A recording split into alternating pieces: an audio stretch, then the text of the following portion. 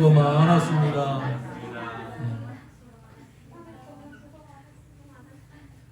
다 끝났습니까?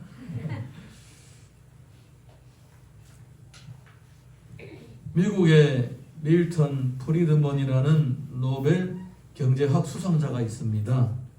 그는 샤워실의 바보라는 얘기를 한 적이 있습니다.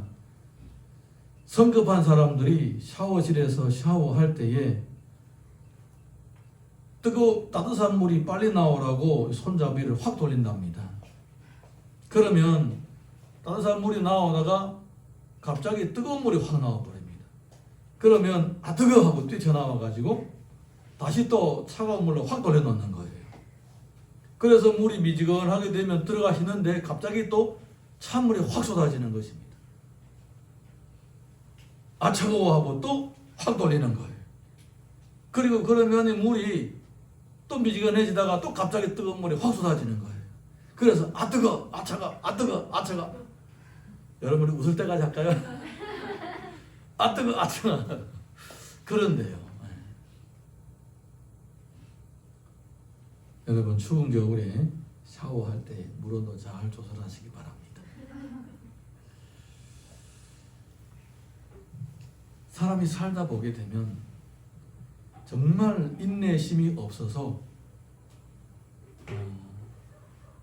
성급하게 행동함으로써 내가 기대한 그 기대 정반대된 효과가 나올 때가 참 많이 있다라는 것입니다. 오늘 우리 성경을 보게 되면 하나님을 믿고 성령님의 인도하심을 받는 사람들은 이런 함정에 빠지지 않고 인내해야 될 때에 성급하게 서두르지 않고 하나님의 도우심을 받아서 그런 것들을 극복해서 다른 사람 다 어렵고 힘든데도 불구하고 그 사람만 형통하고 평탄한 그런 일들을 보게 되는 것입니다. 2020년도 하반기를 맞이하면서 하나님 앞에 계속 기도했습니다. 올해는 이렇게 힘들고 어려웠는데 내년에는 어떤 은혜를 주시고자 하십니까? 늘 기도해 왔습니다. 그때 하나님께서 주신 말씀이 바로 이 창세기 26장 말씀입니다. 이삭을 보여주셨습니다. 지금이나 이 성경에 나오는 이삭의 때는 비슷한 점이 있습니다. 그때는 흉년이 들었죠. 지금은 코로나. 이것도 일종의 흉년하고 비슷한 겁니다. 자, 우리 1절에서 2절 읽어보겠습니다. 시작. 아브라함 때 첫 흉년이 들었더니 그 땅에 또 흉년이 들매 이삭이 그랄로 가서 블레셋 왕 아비멜렉에게 이르렀더니 여호와께서 이삭에게 나타나 이르시되 애굽으로 내려가지 말고 내가 내게 지시하는 땅에 거주하라. 하나님은 모든 성도들이 바른 길을 가기를 원하십니다. 그리고 또 하나님은 모든 성도들이 바른 길을 갈 수 있도록 말씀하십니다. 마음에 간절히 소원하고 팔짱 끼고 구경하시는 분이 아니십니다. 어떤 경로를 통해서든지 어떤 방법을 통해서든지 바른 길을 가다가 탈선하고자 하는 사람들이 나타나면 주님께서는 목회자를 통해서라든가 가족을 통해서라든가 사회를 통해서라든가 아니면 자연을 통해서라도 깨달음을 주시는 것입니다. 그래서 만약에 못 깨우칠 경우라면 계속 지속적으로 깨달을 때까지 그렇게 바른 길을 가도록 계속 말씀을 주시는 것입니다. 이삭 같은 경우에는 흉년이 드니까 얼마나 어렵겠어요. 이삭도 마누라가 있고 그리고 또 이제 가족들이 다른 이 종들도 있고 나름대로 대가족인데 아직 이때는 아마 자녀가 없었을 거예요. 어쨌든 대가족인데 식구들이 많은데 다 죽게 된 거예요. 그래서 어쩔 수 없이 점점 남쪽으로 내려가서 우리가 애굽으로 좀 가볼까 이런 생각을 하는 거예요. 애굽으로 가면 괜찮을 것 같았어요. 거기 가면 될 것 같았어요. 그런데 가려고 하다가 어디까지 왔느냐? 블레셋 땅까지 온 거예요. 그런데 하나님께서는 그때에 직접 나타나셔서 가지 말라고 하는 거예요.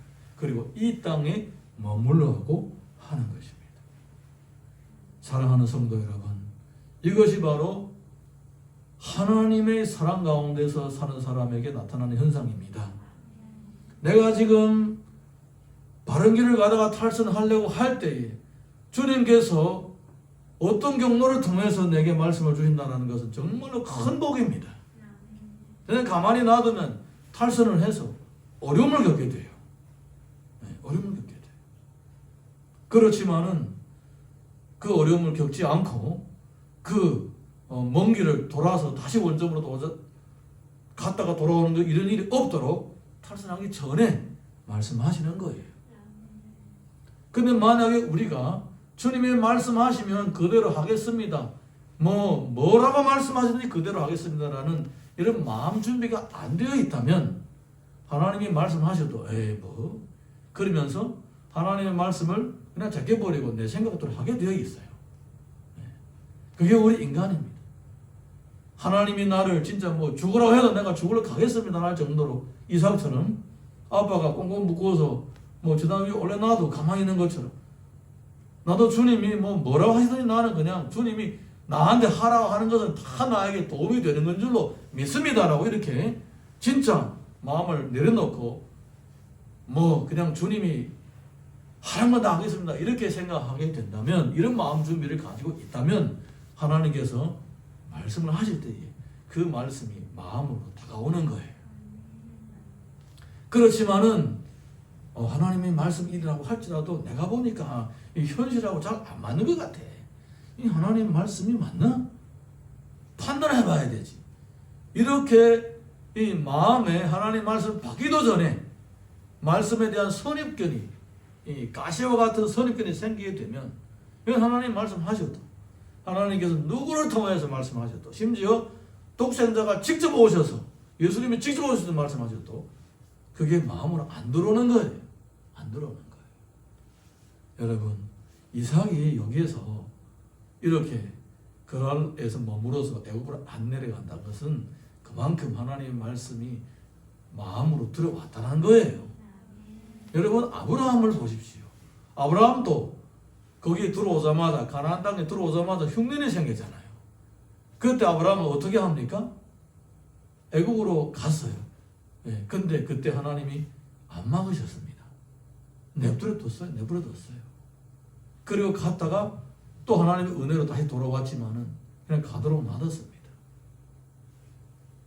사실은요, 그때에 비교를 해본다면 그냥 성경 기록한 그대로, 나타난 그대로 두 사람을 비교해 본다면 아브라함이 가나안 땅에 들어와서 애국으로 내려갈 때하고 이삭이 가나안 땅에서 애국으로 내려가려고 할 때하고 이 두 사람의 영성은 아무래도 이삭이, 이때 영성이 그때 애국으로 내려가는 아버지의 영성보다는 나았던 것 같아요.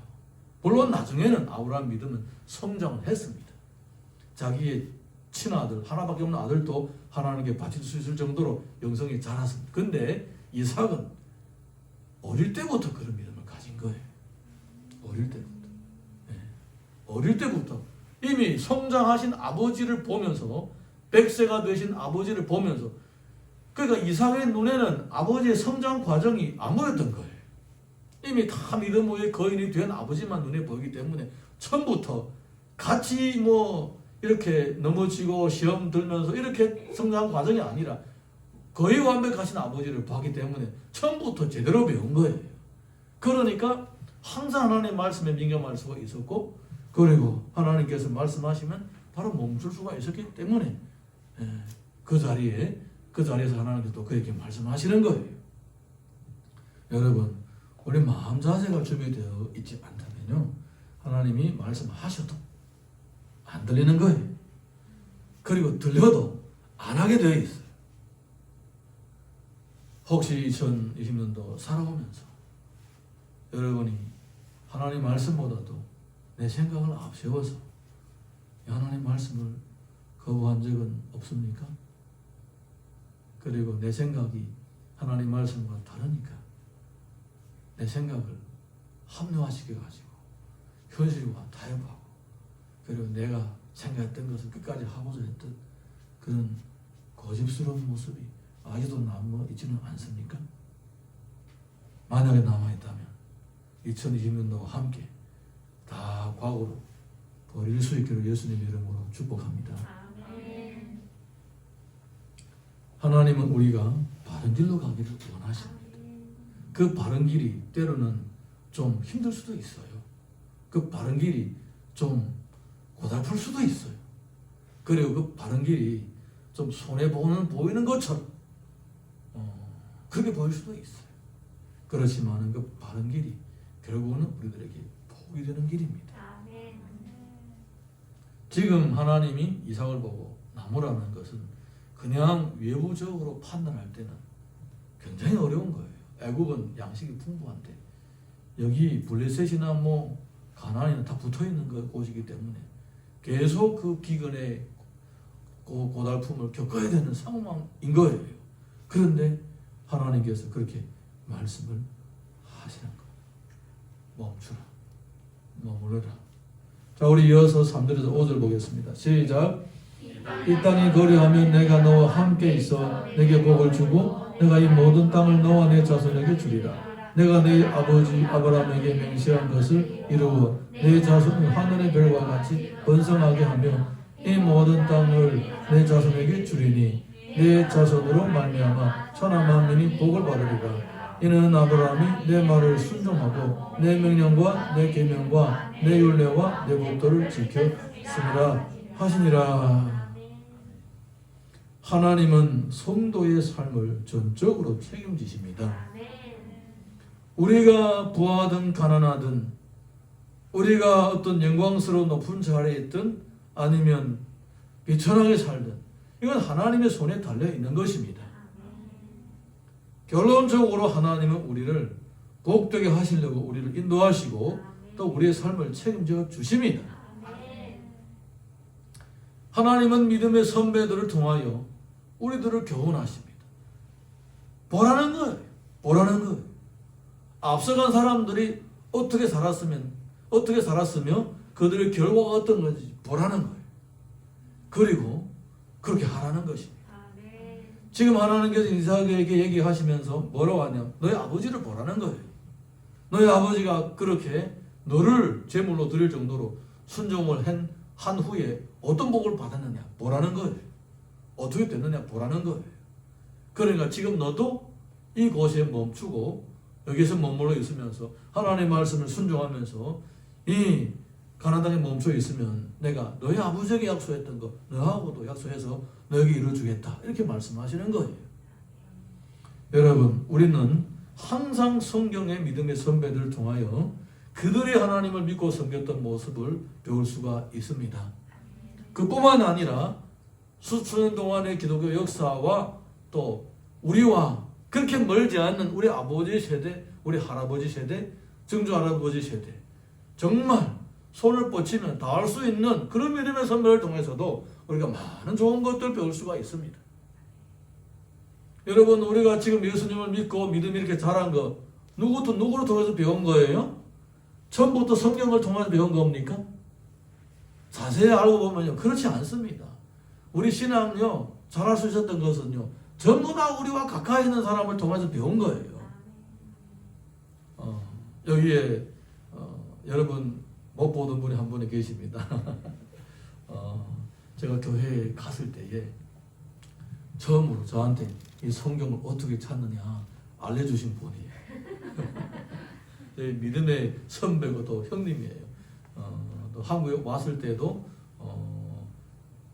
신학교도 대학원도 다 같은 학교를 다녔습니다.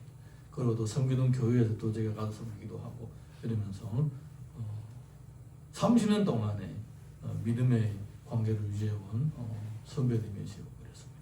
제가 지금도 기억이 나는데 교회 처음 갔을 때에 이 성경을 관주를 펼치면서 그때 내리글 성경이었어요. 관주. 이 관주 이건 뭔지 알려줬어요 저한테. 그래서 저는 교회 가서 뭘 느꼈느냐? 아 원래 이런 거구나. 모르는 사람을 친절하게 대해주고 알려주고 가르쳐주고 그런 것이구나. 이런 것들을 배운 거예요.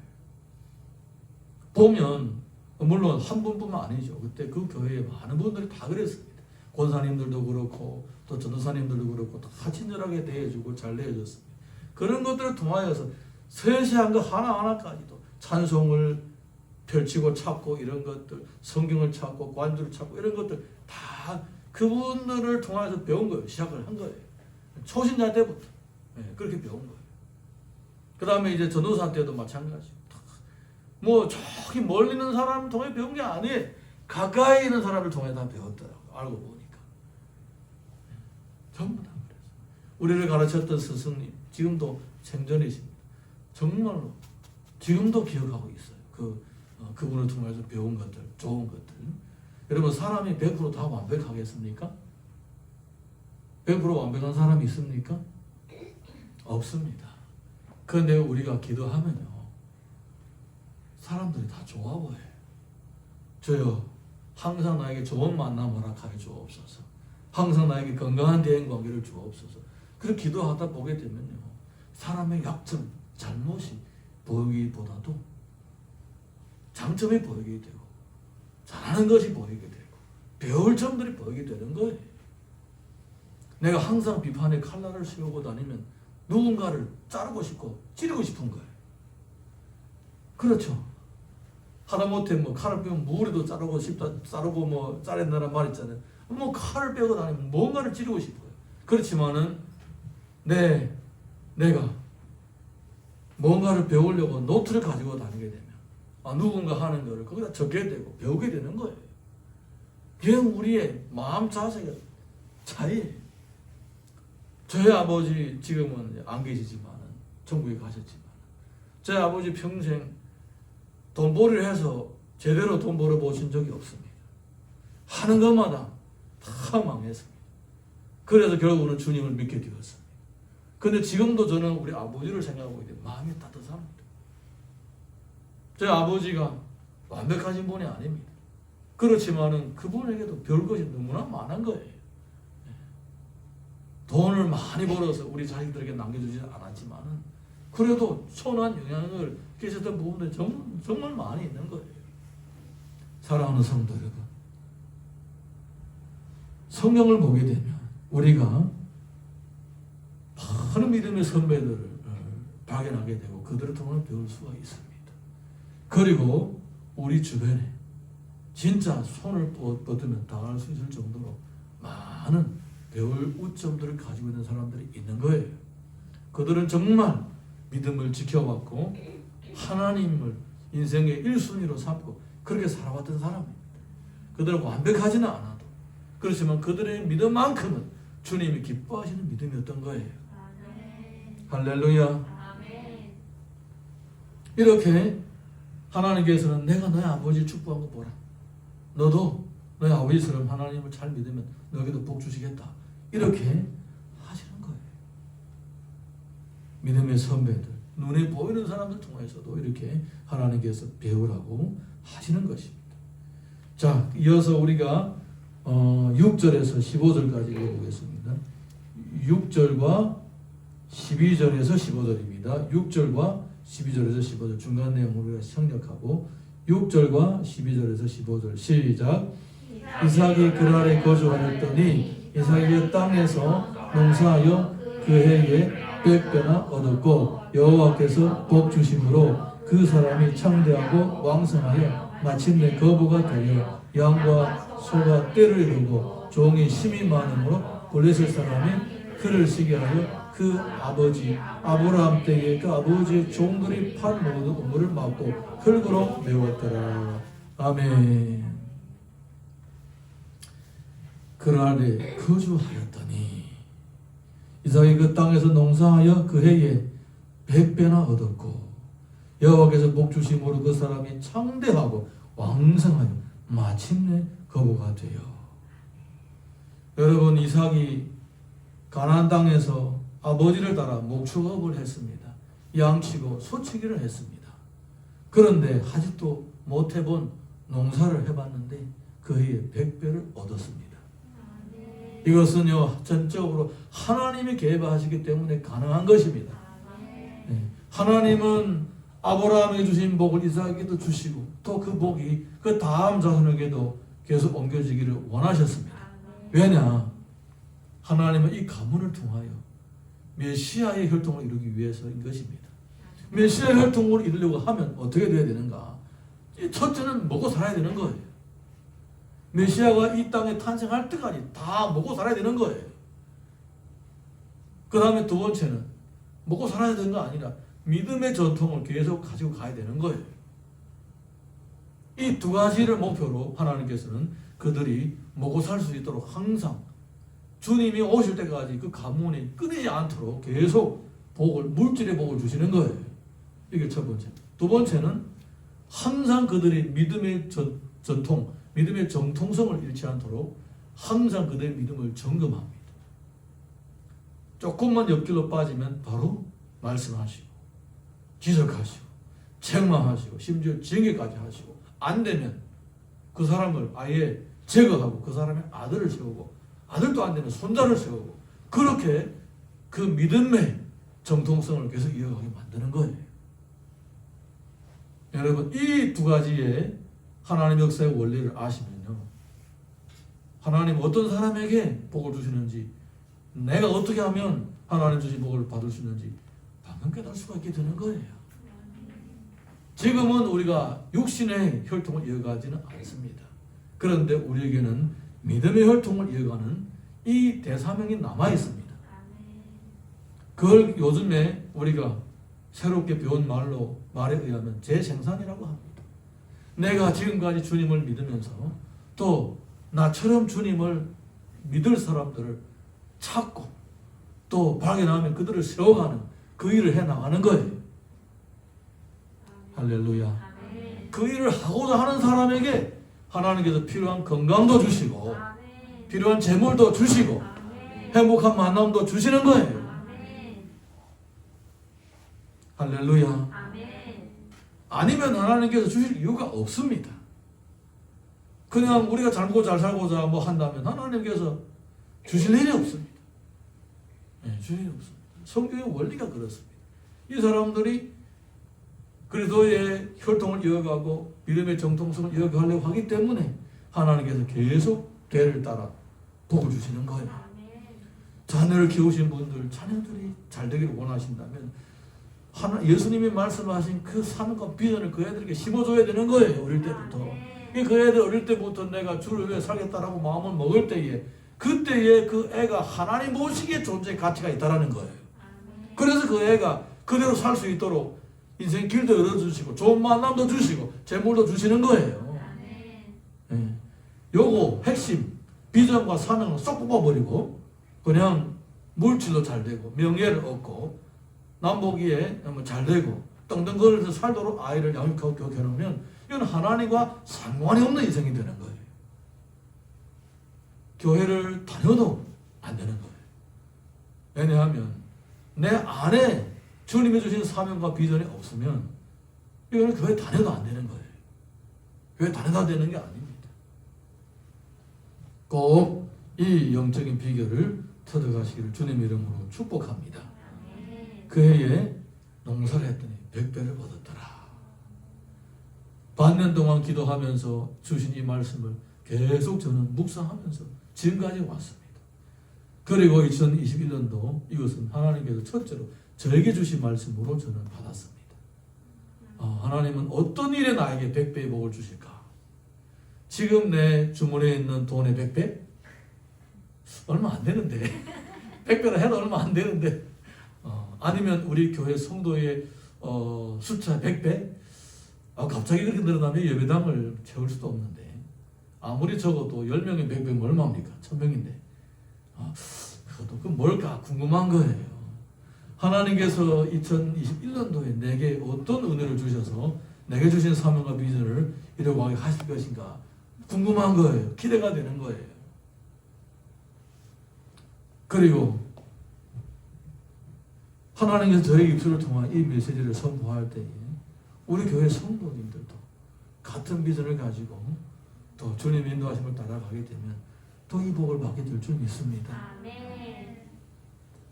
2020년도 송구영신 예배 때에 주님이 주신 말씀이 있었습니다. 이른 비의 은혜와 늦은 비의 은혜, 때를 따라 돕는 은혜를 말씀해 주셨습니다. 1년 동안 하나님께서는 저와 저의 아내와 우리 가족들에게 그렇게 은혜를 주셨습니다. 예. 그렇게 은혜를 주셨습니다. 이렇게 어려운 시기에 저희 아내가 직장에서 이제 사임되고 회장님이, 그것도 상사가 나가라고 아니고 회장이 직접 나가라고 그래.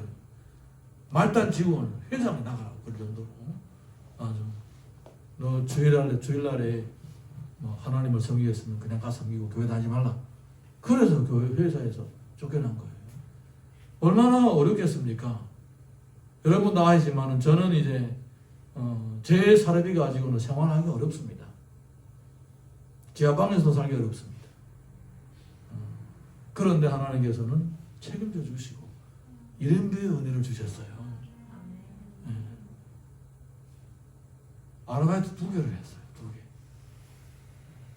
2개 반이죠. 다음 2개 반입니다.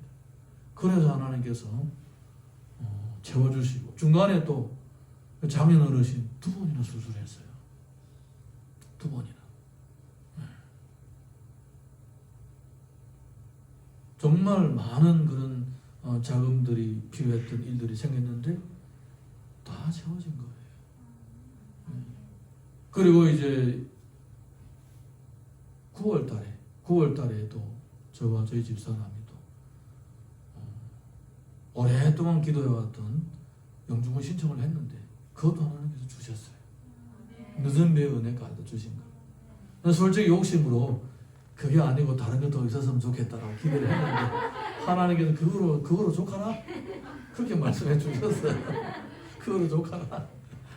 그래 그거로 족했습니다. 정말 큰 은혜입니다. 여러분 사실은요, 제가 2020년 시작하면서 주님 주신 메시지를 계속 강조했는데 별로 관심을 가진 분들이 별로 없었던 것 같아요. 근데 2021년도는 그러지 맙시다. 네. 여러분들이 복 받으신다고 제 복이 뼈게 가는 게 아니에요. 진짜 그런 거예요. 내가 주를 위해서 살고자 할 때에 하나님께 이렇게 기대하면 하나님께서 첫째는 채워주시는 거예요. 그렇다고 해서 여러분도 같이 같은 비전을 가지고 또 주님께 헌신할 때에 내 것 빼앗아 주시는 것이 아니고 여러분들의 몫으로 여러분들에게 주시는 거예요. 네, 그래서 저는 우리 교회 모든 성도님들이 다 같은 비전으로 2020년도 주님의 은혜 가운데 달려갔으면 좋겠습니다. 할렐루야. 낚시터에 가면요 신기한 현상이 있어요. 심지어 똑같은 그 자리에서 낚시를 해도요 고기를 잡는 사람이고 못 잡는 사람이 있어요. 그리고 또 저희 고기가 많이 잡히네. 그래 탁 가가지고 거기다가 옆에다가 딱 던집니다. 그런데 저 사람은 잡히네, 나한테는 안 잡혀요.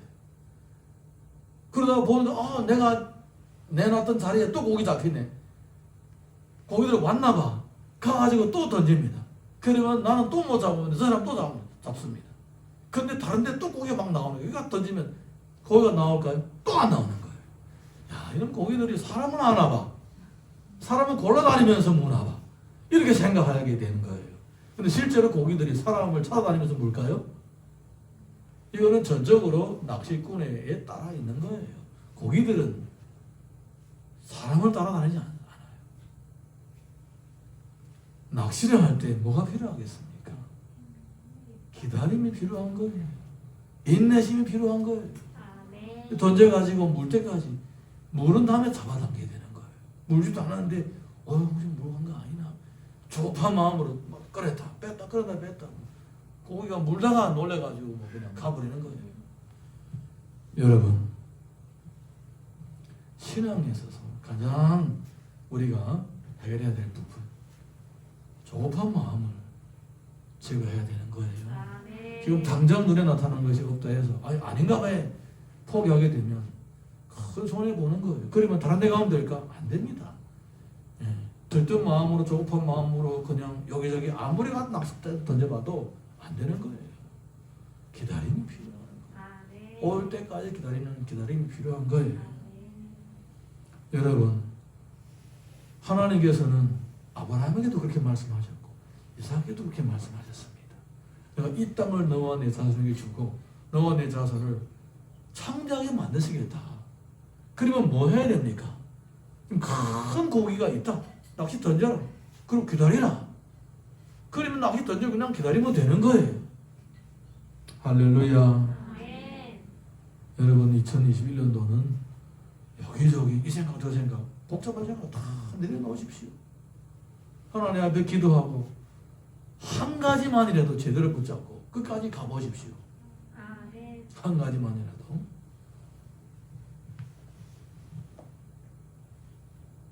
야고보서 5장 7절에서 8절 시작. 그러므로 형제들아 주께서 강림하시기까지 길이 참으라. 보라 농부가 땅에서 나는 귀한 열매를 바라고 길이 참아 이른 비와 늦은 비를 기다리노니 너희도 길이 참고 마음을 굳게 하거라. 주의 강림이 가까우니라. 참을 수 있는 은혜가 있기를 주님 이름으로 축복합니다. 계시록 3장 10절 보겠습니다. 내가 나의 인내의 말씀을 지켰은즉 내가 또 너를 지켜 시험의 때에 면하게 하리니 이는 장차 온 세상에 임하여 땅에 거하는 자들을 시험할 때라. 바로 지금이에요. 이 얘기가 바로 지금 우리를 얘기하는 거예요. 이 시험의 때를 어떻게 이기시겠습니까? 뭘로 이기겠습니까? 이를 악물고 이기시겠습니까? 막연하게 잘 되겠지라고 그냥 그렇게 생각하면서 이겨나갈 것입니까? 이삭처럼 또 우리의 수많은 믿음의 선진들처럼 하나님의 말씀을 붙잡고 그렇게 기도하면서 비전을 바라보면서 인내하고 기다림으로 시험의 때를 이겨나갈 수 있기를 주님의 이름으로 축복합니다. 시편 126편 5절 보겠습니다. 시작. 눈물을 흘리며 씨를 뿌리는 자는 기쁨으로 거두리로다. 2021년도 마지막 날 송구영신대에 이 말씀을 기억했으면 좋겠습니다. 작년에 우리가 송구영신 예배 드릴 때에 이삭의 100배의 축복 우리에게도 임할 것이다 라고 메시지를 받았는데 여러분 연말에 2021년도 연말에 가서 하나님께서 봐 이렇게 나에게 행하셨구나 이런 큰 간증이 있기를 주님 이름으로 다시 한번 축복합니다. 우리 찬양 아까 불렀던 에베네셀 한 번 더 부르고